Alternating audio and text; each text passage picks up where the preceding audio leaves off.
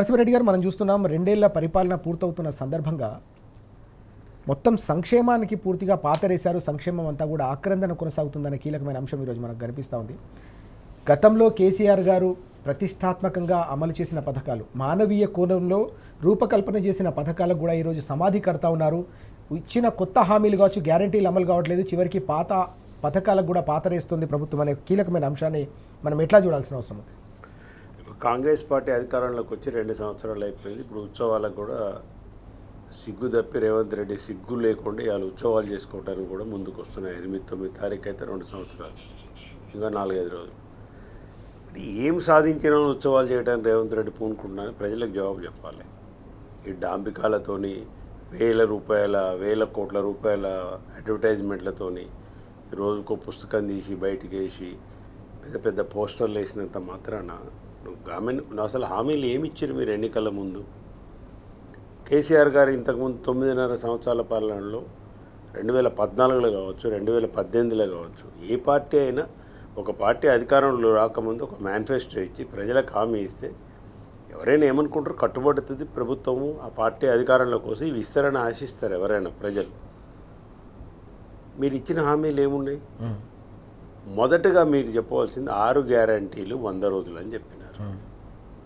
6 గ్యారంటీలలో 13 పథకాలు ఉన్నాయి.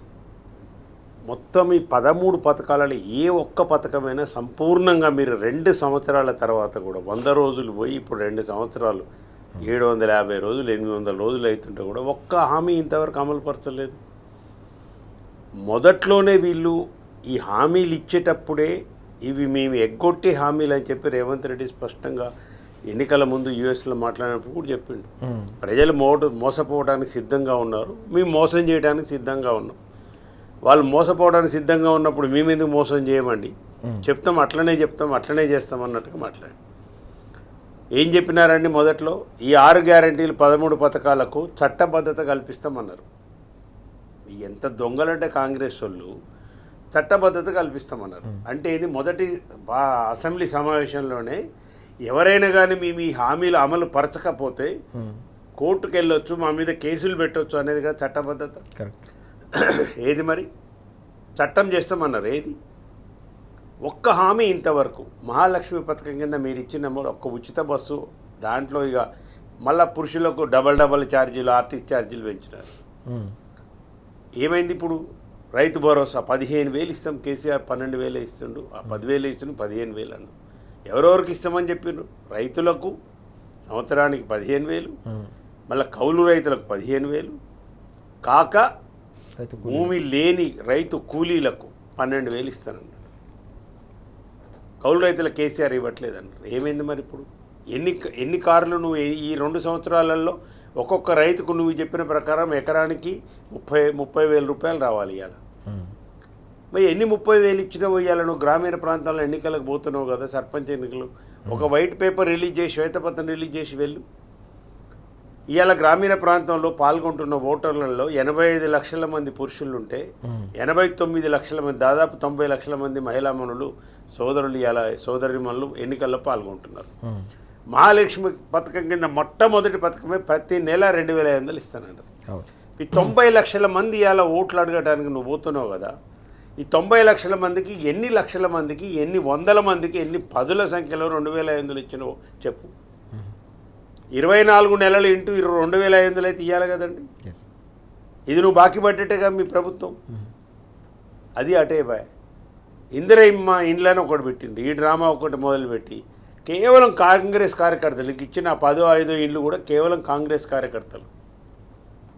బాధాపు చెప్తుండ్రు వాళ్ళు, మా కాంగ్రెస్ వాళ్ళకి ఇచ్చుకుంటాం, మేము పేద ప్రజలు లేదు, ఇల్లు లేనివాడికి మేము ఇచ్చే ముచ్చట్లేదు, మా వాళ్ళు 10 సంవత్సరాలు కష్టపడరు ఆ పార్టీ గురించి అని ఎమ్మెల్యేలు వాళ్ళే డైరెక్ట్గా మాట్లాడుతూనే ఉంటారు. రైతు రుణమాఫీగా మనం చూసిన దాని చక్కదనం ఏమైంది? అరకొర 20-30% కూడా రైతు రుణమాఫీ చేయాలి, అది బోగస్ అయిపోయింది. సన్నోడ్లకు లేదు అసలు, ఓట్లకు ప్రతి వరికి ఆ క్వింటాల్కి 500 బోనస్ ఇస్తామన్నారు. తర్వాత సన్నోడ్లకే ఇస్తాం, దొడ్డోట్లకి ఇవ్వమన్నారు. పోయిన సంవత్సరం పోయిన ఏసంగికి సంబంధించిన ఇవాళ ఏంది బాకీ? సన్నోడ్లకే కేవలం మీరు అనుకున్నట్టు ఇస్తున్న బాకీ 1,175 కోట్లు ఇవ్వాలి రైతులు, వాళ్ళ ఖాతాలో లేవు. ఇప్పుడు ఈ సంవత్సరం ఏమైంది రాజు గారు, ఎంత నష్టమైంది రైతులు, చాలా పత్రికల్లో వచ్చింది. అకాల వర్షాలు అక్టోబర్ నుంచి స్టార్ట్ అయినాయి. ఈ పోయిన దీనికి సంబంధించి కోతలు అప్పుడు మొత్తం ఖతమైంది, వానాకాలంలో రాలేదు. దరిదాపు ప్రతి ఎకరానికి 4 క్వింటాలు ధాన్యం దిగుమతి తగ్గింది. దాంట్లో ఇళ్ళ వర్షాలు వచ్చేసి యంత్రాలకు ఎక్కువ పెట్టవలసి వచ్చింది. టోటల్గా ఇంత నష్టపడి రైతు వస్తే ఇలా వరంగల్ రైతు మీరు చూస్తే ఒకటే, ఆయన 634 బస్తాలు ఆయన వాడింది 13 ఎకరాలు 12 ఎకరాలు చేస్తే. ఈ 634 బస్సు ఐకేపీ సెంటర్లో పోయి లారీలు డెలివరీ చాలని రాసి మిల్లులకు డెలివరీ అయినాక ప్రతి లారీకి లోడుకు 9 బస్తాలు తరుగు తీస్తుండని వచ్చిందంట ఆయనకు నోటీసు. వానిష్టమే ఇక మిల్లులో ఇష్టారాజ్యం. ఉత్తమ్ కుమార్ రెడ్డి, నీ అక్రమ సంపాదనకు ఇప్పటికైనా పులి స్టాప్ పెట్టాలని, నువ్వు రాజీనామా చేయాలని, నువ్వు అసమర్థునివి, నీ ముఖ్యమంత్రి అసమర్థుడు, నువ్వు అంతకంటే అసమర్థుని ఉత్తమ్ కుమార్ రెడ్డి అనేటోడు. ఎట్లా కట్ చేస్తారండి 9 బస్తాలు? ఏం తరుగుదల? ఇక్కడ ఐకేపీ సెంటర్లో కొని క్వింటాల్లో వేసి రసీదు ఇచ్చి రైతుకు మిల్లర్లు ఆడిపోగానే వాడు మళ్ళీ దాన్ని సరిచేసి ఇప్పుడు ఈ మిల్లర్ రాసిందే కలెక్టరేట్కి పోతే అక్కడి నుంచి పేమెంట్ వస్తుంది వీళ్ళకు. వాడు ఎంత రాస్తే అంతే. ఈ విధంగా బోనస్ అట్టే పోయింది. బోనస్ లేనే లేదు, ఇప్పుడు బోగస్ అయిపోయింది. రైతు భరోసా పీకింది, అసలు ఏమీ లేదు. రుణమాఫీ చేయలే మీరు. మహిళలకు ఇస్తున్నారు 2500 ఇస్తున్నారు, అది ఇవ్వలే. గ్యాస్ 500 ధర సబ్సిడీ రావట్లేదు. ఫస్ట్ కొనుక్కోవాలి, 1200 పెట్టి కొన్న తర్వాత ఈయన బ్యాంక్ అకౌంట్లో ఇస్తాను. మహిళలకు ఇచ్చిన హామీలు ఇంతవరకు. విద్యార్థులకు భరోసా కార్డు 5 లక్షలు ఇస్తామంటారు, 2 లక్షల ఉద్యోగాలు సంవత్సరానికి ఇస్తానంటావు. మాట్లాడుతున్నావా ఇంతవరకు ఏమైనా? ఇవి కాక ఈ ప్రధానంగా 6 గ్యారెంటీలు 13 పథకాలు కాక కేసీఆర్ గారు ఏ పథకం పెట్టినా మానవీయ కోణంతోనే పెట్టినారు. ఇప్పుడు ప్రజలు ఏమంటున్నారంటే కొత్త పథకాల సంగతి దేవుడు ఎరుగు సార్, అసలు ఉన్న పథకాలే బంద్ చేసి. ప్రజలంటే మీకు ఏమైనా ఓటు బ్యాంకు, మోసపోవడానికి సిద్ధంగా ఉండరు, మోసపోవాలన్న పద్ధతిలో మాట్లాడు తప్పితే ఈ 2 సంవత్సరాలు ఉత్సవాలు చేసుకున్న అర్హత లేదు.